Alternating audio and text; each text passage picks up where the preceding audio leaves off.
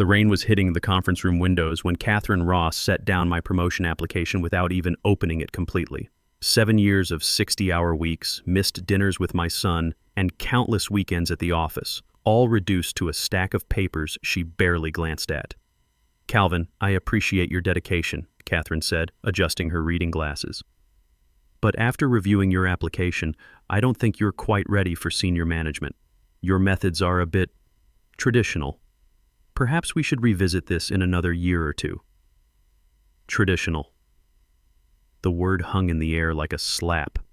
I'm Calvin Pierce, 48 years old, and I'd just been told that 25 years of industry experience wasn't enough. You know that feeling when someone sucker punches you but you can't show it? That's where I was sitting. I kept my expression neutral, the same poker face I'd perfected in corporate meetings over the years. "I understand." "Thank you for the feedback," I said, my voice steadier than I felt.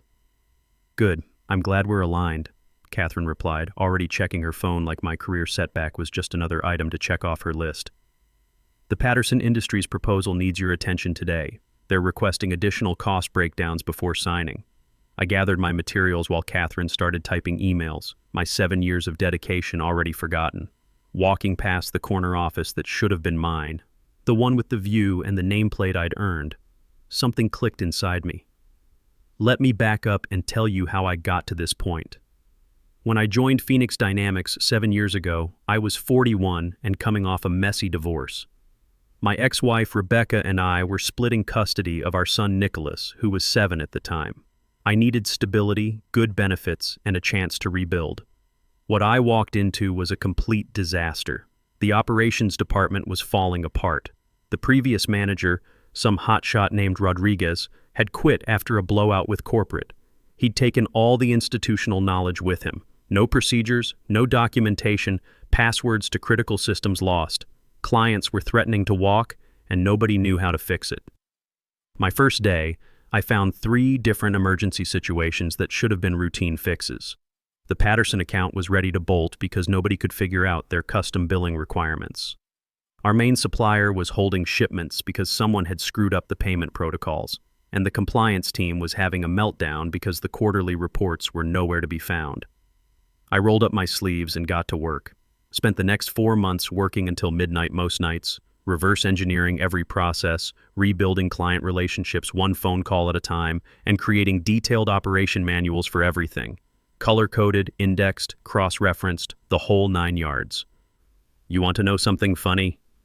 Catherine never bothered learning any of these systems. Why should she when I handled everything so smoothly? She'd just show up to meetings with her charts and graphs presenting the results of work she couldn't even explain if someone asked her a detailed question.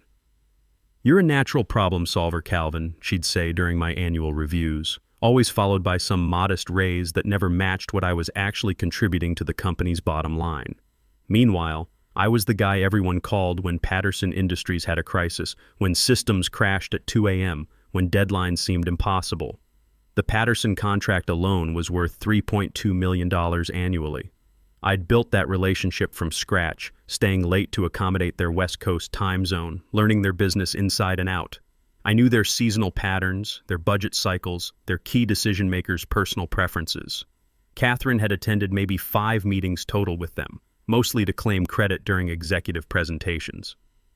My typical day started at 7 o'clock a.m., preparing detailed briefings for Catherine's 9 o'clock management meetings. She'd walk in there looking like she had her finger on the pulse of everything, when really she was just reading from notes I'd prepared.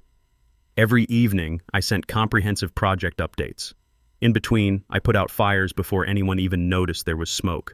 The company basically ran on my systems, my relationships, my institutional knowledge. But according to Catherine, my methods were traditional. You know what traditional means in corporate speak? It means you actually know how to do the job instead of just talking about it in meetings. The morning after my rejection, I sat in my truck in the parking garage, staring at my reflection in the rearview mirror. The guy looking back wasn't angry exactly. He looked calculating, like he'd finally figured something out that should have been obvious years ago. I made 2 phone calls. First, I canceled my planned vacation to Colorado, a trip I'd been looking forward to for months. Second, I called my ex-wife to see if I could take Nicholas for a few extra days. "Everything okay?" Rebecca asked. She could always tell when something was up. "Yeah, just some changes at work." "Want to spend more time with Nick? He'd love that." "He was just asking yesterday why you're always working late." "Out of the mouths of babes, right?" My 14-year-old son had figured out what I was just now realizing. I'd been giving everything to a company that saw me as a useful tool, not a person worth promoting. What nobody at Phoenix Dynamics knew yet was that their smoothly running operation was about to hit a wall. See, when you're the guy holding up the entire structure, you get to decide when to step aside and watch what happens. The next morning, I made a decision that would change everything. Instead of arriving at my usual 7 o'clock a.m., I showed up at exactly 9 o'clock. Not 8:45, not 8:30. Exactly 9 o'clock a.m. No briefing notes, no early prep work, no getting ahead of problems before they became emergencies. For the first time in 7 years, I was going to do exactly what my job description said, nothing more. Let's see how traditional that felt to everyone. I settled at my desk at exactly 9 o'clock a.m. and did something I hadn't done in 7 years. I checked my personal emails first. Then I organized my workspace. Slowly. By the time I opened my first work email, it was 9:15. The difference was immediate. Usually I'd have Catherine's morning briefing ready by 8:30, complete with overnight developments, priority issues, and recommended actions. Today, she'd be walking into her 9 o'clock management meeting with nothing. My phone started ringing at 9:05. "Calvin, where's the Patterson update?" It was Catherine's assistant, Monica, sounding frantic. "Good morning, Monica. What Patterson update? The one you always have ready by now?" "Catherine's presenting to the executive team in 10 minutes. I wasn't asked to prepare anything specific for today's meeting," I said, genuinely pleasant. "But I'd be happy to help if she wants to send me the agenda items she needs covered." Long pause. She just assumed you'd have it ready like always." "I understand the confusion. Going forward, I'll need specific requests with reasonable lead time. I'm trying to be more efficient with my workflow." You should have heard the scrambling in the background when Monica relayed that message. By 10:30, 3 different people had stopped by my desk, all wearing the same confused expression. "Calvin, did you see the Walsh account scheduling conflict?" Anthony Reed from accounting asked, hovering nervously. "Yeah, I forwarded it to Michelle Turner in procurement about an hour ago," I replied, continuing to type. He waited for more. When nothing came, he shifted from foot to foot. "So, can you handle it like you usually do? Michelle says she needs technical specs that only you know." I looked up from my screen with a friendly smile. I'd be happy to help Michelle understand our documentation system. The technical specs are all in the client implementation folder, Walsh subfolder, section 3.2. It's clearly labeled, but you always just fix these things directly. I've been reflecting on Catherine's feedback about my methods being too traditional. I'm trying to demonstrate that I understand proper departmental boundaries and workflow protocols. Anthony's eyebrows shot up, but I was already back to my computer. The morning got interesting around 11 o'clock when our supplier management system started throwing error codes. Normally, I'd have that fixed in 20 minutes. Today, I submitted a standard IT ticket and continued with my assigned tasks. At exactly 12 o'clock, I did something revolutionary. I took a lunch break. An actual hour-long lunch break, off-site with my phone on silent. When I got back at 1 o'clock, the office felt different. There was this undercurrent of controlled panic, people moving faster, talking in hushed, urgent tones. Catherine appeared at my desk. At 2:30, her usually perfect composure showing cracks. "Calvin, we need to talk about this morning's management meeting." "Of course. How can I help?" "The Patterson status report. It wasn't what the executives were expecting." I nodded sympathetically. "What specifically were they looking for?" "If you give me the details, I can prepare something for next week's meeting." Her jaw tightened. "They were expecting the usual comprehensive analysis you always provide. I wasn't aware my analysis was part of today's agenda. In the future, if you need specific deliverables from me, just send a meeting request with the requirements. I'm trying to be more systematic about documentation and communication." You could practically see the wheels turning in her head as she realized what was happening. At exactly 5 o'clock p.m., I packed up my laptop and headed for the door. This was another first, leaving on time instead of staying until 7 o'clock or 8 o'clock. "Calvin," Catherine called out as I reached the elevator, "the Patterson Industries issue, it's escalating. They're saying our billing integration is down." That sounds urgent, I said, pressing the down button. You should probably get EAT involved. I can take a look first thing tomorrow morning. Tomorrow morning? This is Patterson Industries. I understand they're important, but it's after business hours and I'm picking up my son. Have you tried the troubleshooting guide I created? It's in the shared drive under emergency protocols. The elevator arrived and I stepped in. Through the closing doors, I saw Catherine standing there with her mouth slightly open. 20 minutes later, I was at Nicholas's school, early for the first time in months. He came jogging out to the truck with his backpack bouncing, surprised to see me actually on time. Dad? Everything okay? You're never here before 6 o'clock. Everything's great, buddy. Thought we could grab some dinner and maybe hit the driving range. You've been wanting to work on your swing, right? His face lit up. Nicholas had been asking to go golfing for weeks, but I'd always been too swamped with work. Really? We can actually go tonight? Absolutely. How was your day? As we drove to his favorite burger place, Nicholas told me about his algebra test, his friend Jordan's birthday party this weekend, and how his science project on renewable energy was coming along. I realized I'd been missing these conversations, really listening to them instead of multitasking with work calls. At the driving range, watching Nicholas concentrate on his stance and grip, I felt something I hadn't experienced in years, being completely present in the moment. My work phone buzzed constantly in my pocket, but I left it there. Dad, you're different tonight, Nicholas said as we packed up the clubs. Different how? I don't know. More relaxed? Usually you're always checking your phone. That hit me harder than I expected. My own son had gotten used to competing with my job for my attention. I've been thinking about balance, I told him. Work's important, but it shouldn't be everything. Does this mean we can do stuff together more often? Yeah, Nick. It does. On the drive home, my phone showed 47 missed calls and 23 voicemails. The Patterson integration issue had apparently cascaded into a full system crisis. 3 other clients were reporting similar problems. The quarterly compliance report deadline was tomorrow, and nobody could locate the required documentation. I listened to about half the voicemails. Catherine sounded increasingly desperate. Anthony from accounting had called 6 times. Even Oliver Grant, the regional director, had left a message asking me to call him as soon as possible. I deleted the voicemails and powered down the phone. Everything okay, Dad? Nicholas asked, noticing me with the phone. Everything's perfect, I said. And for the first time in 7 years, I actually meant it. That night, I helped Nicholas with his science project instead of answering emails. We worked on his model wind turbine until nearly 10 o'clock, and I tucked him into bed like I used to when he was little. The next morning was going to be very interesting at Phoenix Dynamics.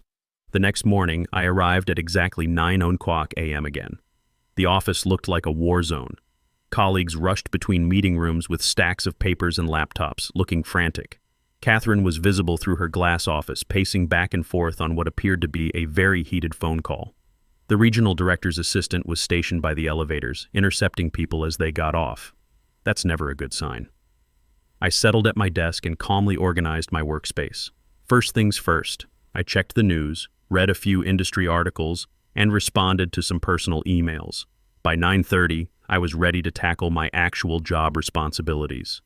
Where have you been? Anthony Reed appeared beside my desk, looking like he'd slept in his clothes. His hair was sticking up at odd angles, and he had that wild-eyed look people get during corporate meltdowns. I've been here since 9 o'clock, I replied calmly. Right on time according to my contract. But last night, everything fell apart. The Patterson integration crashed, 3 other clients are reporting system failures, and nobody can figure out how to generate the compliance reports that are due today. I nodded thoughtfully. That does sound challenging. Have you tried the troubleshooting protocols I documented? They're in the shared drive under emergency response procedures. Nobody can make sense of your documentation without you walking them through it, he practically shouted. Before I could respond, Catherine's assistant Monica appeared, looking close to tears. Calvin, emergency meeting in conference room A. Now, Oliver Grant wants to see you immediately. I glanced at my watch. I've got the quarterly budget review at 10 o'clock. Can we schedule something after lunch? Monica's eyes went wide. This isn't a request, Calvin. This is the regional director. He flew in from Dallas this morning. Ah, I said, standing up slowly and grabbing a notepad. In that case, I suppose I can reschedule the budget review. Walking to the conference room, I passed at least 6 people on phones with clients, all of them looking stressed. The coffee station was surrounded by empty cups and exhausted-looking managers. Someone had printed out what looked like hundreds of pages of system logs and scattered them across 3 different tables. Conference Room A was Phoenix Dynamics' biggest meeting space, usually reserved for client presentations and board meetings. Today, it looked like a crisis command center. Catherine sat at one end of the long table, her usually perfect appearance showing signs of strain.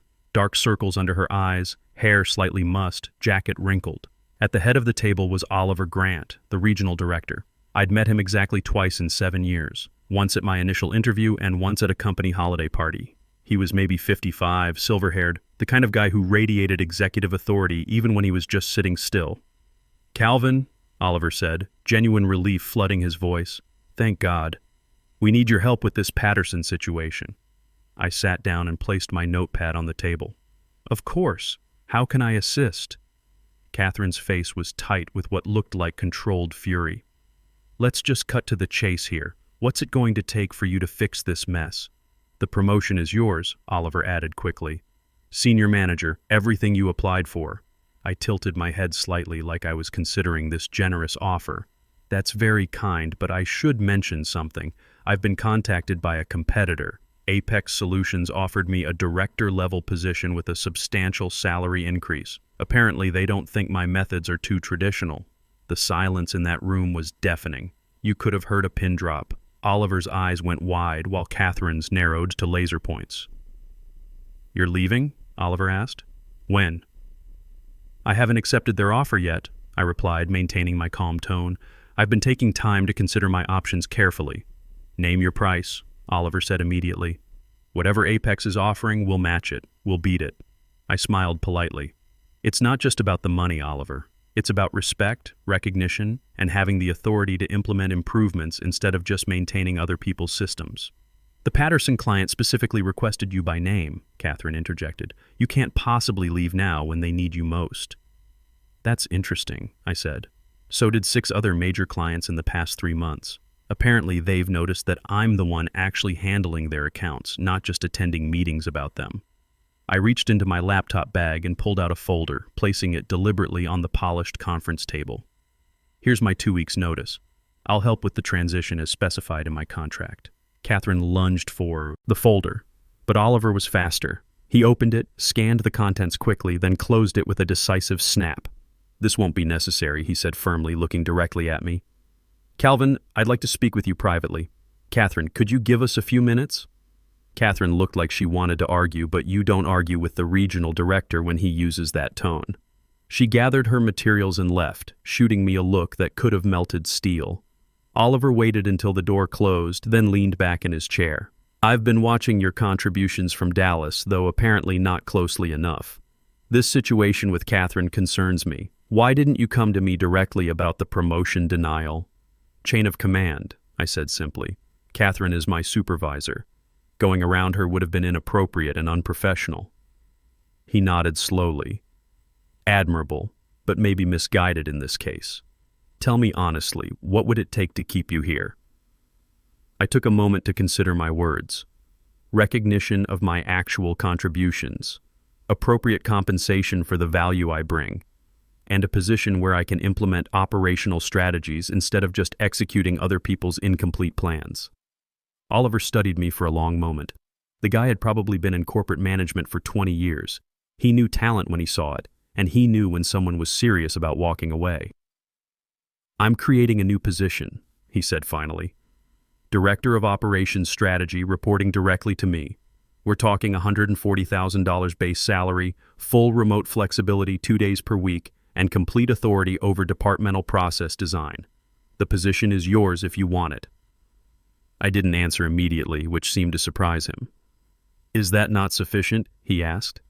"It's very generous," I acknowledged, "but I need you to understand something. The competing offer is real. Apex Solutions has a genuine proposal on the table, and they're waiting for my decision." Oliver leaned forward. "What can they possibly offer that we can't match or exceed?" "A fresh start," I said honestly. "No history of being overlooked. No colleagues who see me as support staff rather than leadership material." He was quiet for a moment, processing that. Fair point. But consider this. You've built systems here that you understand better than anyone. You've cultivated client relationships that span years. Starting over means rebuilding all of that from scratch. He was absolutely right. 7 years of institutional knowledge, established relationships, proven systems. That wasn't something you could recreate overnight, but neither was the feeling of being consistently undervalued by people who depended on your expertise. "I'll need the weekend to consider your offer," I said finally. "Of course. But Calvin, I need an answer by Monday morning, and I'd really appreciate it if you could help us stabilize the Patterson situation before you make any final decisions." I nodded. "I'll handle Patterson personally this afternoon." When I returned to my desk, an email from Oliver was already waiting, outlining the new position offer in writing. The salary figure made me do a double take. It was nearly double what I was currently earning. The job description looked like it had been written specifically for my skill set and experience. I was gathering materials for the Patterson call when Catherine appeared beside my desk.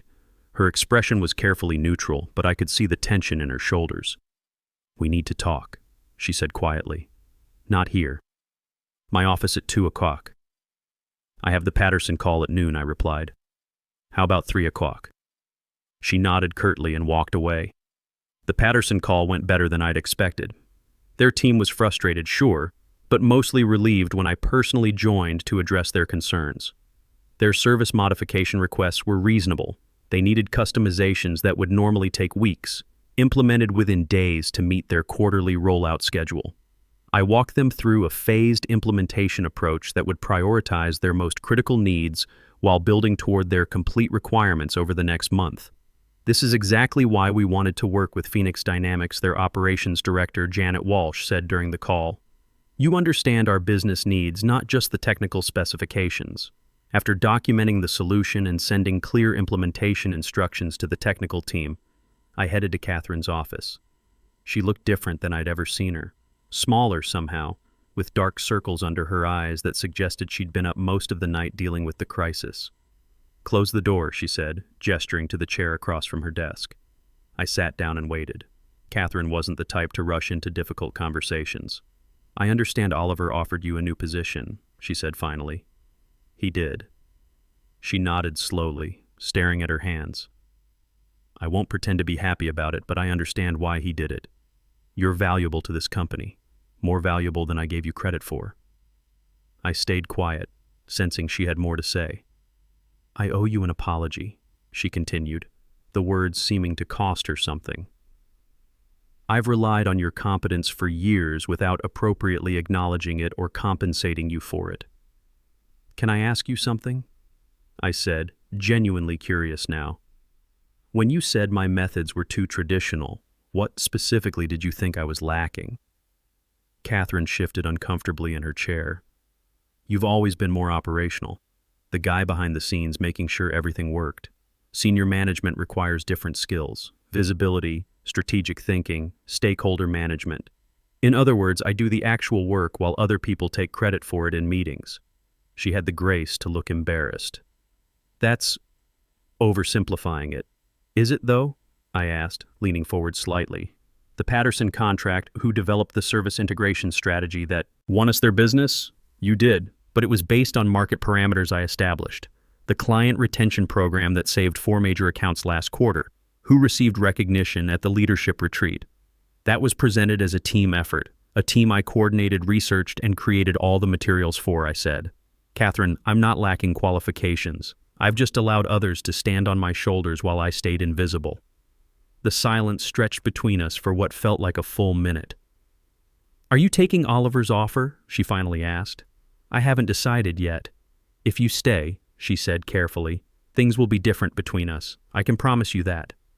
"Yes," I agreed. "They will be." That weekend, I had time to think clearly without the pressure of office politics and crisis management. Nicholas and I drove up to Sedona on Saturday, something I'd been promising to do for months but never found time for. We hiked Bell Rock in the morning and grabbed lunch at a local diner afterward. "Dad, you seem different lately," Nicholas said as we sat on the red rocks looking out over the desert landscape. "Different how?" "I don't know. Like you're not always worried about something. Usually when we hang out, I can tell you're thinking about work stuff." That observation hit me harder than I expected. My own son had gotten used to competing with my job for my attention, and he'd learned to recognize when my mind was elsewhere. I've been thinking about priorities, I told him. Work's important, but it shouldn't take over everything else. Does this mean we can do more stuff like this? Yeah, buddy, it definitely does. On Sunday, I called my brother Wesley in Denver for advice. He'd gone through his own corporate politics nightmare a few years back before starting his own consulting business. "What's your gut telling you?" he asked after I explained the whole situation. "That I've outgrown the role they had me in," I replied. "But I'm not sure if Oliver's offer really changes the fundamental dynamics or just makes the box I'm in more comfortable. Would you be working for Catherine in this new role?" "No, directly for Oliver. And honestly, I think Catherine's position is being reconsidered." Wesley was quiet for a moment. "So your choices are basically taking a fresh start somewhere else or accepting a promotion that might result in your former boss facing some consequences for underestimating you." When he put it that way, it felt different. "I don't want revenge against Catherine," I said slowly. "I just want recognition for what I actually contribute." "Are you sure about that?" Wesley challenged me. "Because from everything you've told me, part of you would probably enjoy seeing her realize how much she's depended on you while simultaneously dismissing your value." His words made me uncomfortable because they hit close to home. Was revenge part of what I wanted? By Monday morning, I knew my answer. I arrived at 7:00 a.m., my old schedule, and went straight to Oliver's office before the day got crazy. "You're early," he said, looking up from his computer. "I wanted to give you my answer before things get hectic," I said, taking the chair across from his desk. "I'm accepting your offer, but with 2 conditions. His eyebrows went up. "I'm listening. First, I want full hiring authority for 3 additional positions. The operational improvements I have in mind will require the right team." Oliver nodded. "That's reasonable." "What's the second condition?" "Catherine stays in her current position." This clearly surprised him. "After everything that's happened?" "Why?" "Because replacing her doesn't solve the systemic communication problems between departments. And because I don't want my first leadership decision to be perceived as settling a personal score." He studied me with what looked like new respect. "That's unexpected, and politically very smart." "I've learned a few things watching office dynamics from the sidelines," I replied. "Very well. Catherine stays, though her department will now coordinate through your office for all operational matters." He stood up and extended his hand. "Welcome to senior management, Calvin. Thank you for staying with us." "No," I said, shaking his hand firmly. "Thank you for finally recognizing what was already here." 6 months later, the transformation was complete. My new team included a brilliant process analyst who'd been stuck in IT support and a strategic coordinator who'd been misclassified as administrative staff. Together, we'd streamlined operations across 5 departments, reducing overtime costs by 35% while boosting productivity metrics across the board. Catherine and I developed what you might call a professional détente. Not friendly, exactly, but respectful. She turned out to be excellent at client-facing work once she was freed from operational details she'd never really understood. The Patterson contract expanded to include 3 additional service lines, with their CEO specifically requesting my team's involvement in future implementations. Our employee satisfaction scores improved dramatically, and we'd implemented mentorship programs that were getting attention from other Phoenix Dynamics locations. On a Friday evening, exactly 6 months after my non-promotion, I left the office at 5:00 p.m. sharp. Nicholas was waiting when I got home, homework spread across the kitchen table as usual. "How was work, Dad?" he asked, looking up from his chemistry textbook. "Productive," I replied, loosening my tie. "We launched that employee development program I've been working on. 30 people are going to get advancement opportunities they wouldn't have had before, like the opportunities you didn't get." Exactly like that. He thought about this for a moment while working through a chemical equation. "That's a pretty cool way to fix things. Instead of just being angry about what happened to you, you made sure it wouldn't happen to other people." I smiled, recognizing the wisdom in his teenage perspective. Sometimes the best response to being undervalued isn't anger or revenge, it's demonstrating your worth so clearly that ignoring it becomes impossible. That evening, my phone buzzed with a text from Oliver. "Board approved your promotion to VP level effective next quarter. Unanimous vote. Even Catherine recommended you." I showed the message to Nicholas, who grinned and gave me a high five. "VP, huh? Does that mean you're important now?" I was always important, I told him. It just took everyone else a while to figure it out. Sometimes the most powerful response to being underestimated isn't proving others wrong. It's creating a world where talent can no longer be overlooked, no matter how quietly it does its work.